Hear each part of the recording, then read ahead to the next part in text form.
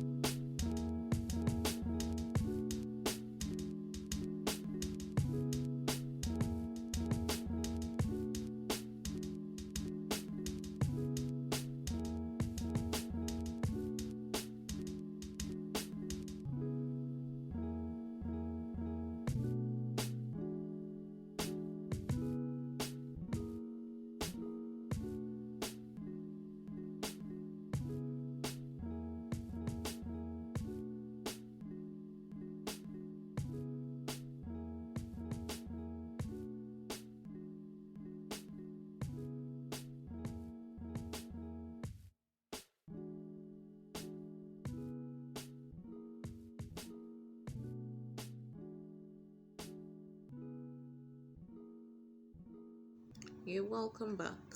So we're actually trying to cut the layered flares on the hand for this gown.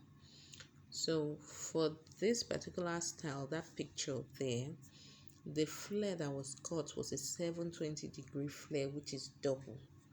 So if you haven't checked out my videos where I did a thorough teaching on different kinds of flares, please go check it out.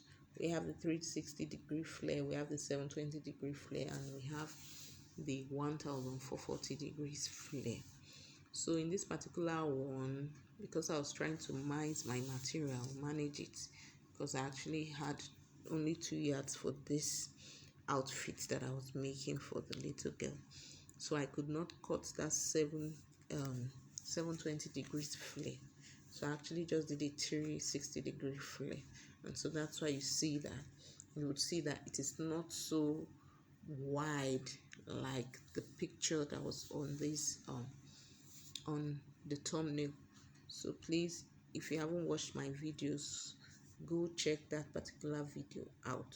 If you have extra material to spare, you could go on ahead and cut any kinds of flare that you want, be it 1440, which is 4 times flare, or 720 degrees flare, which is double flare, or just a single flare of 360 degrees. So it is the same pattern. It's just that the radius are different and there's actually a calculation required to get it. So you could check out my videos to get the actual teaching on the different techniques for cutting flace.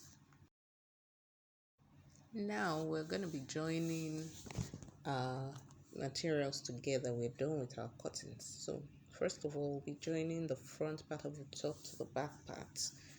We'll be joining our lining with our fabric. So we'll be doing that of the front part and also the back part. Thereafter, we'll be joining the back part of our top to the front part of our top. We'll also do the same for the skirt.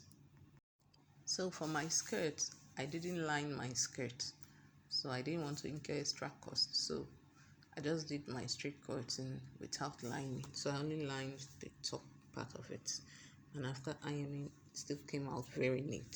So if you want to line yours, it is optional. You could do that. So to reduce cost, you could also make your sewing without lining of the bottom part of your gown.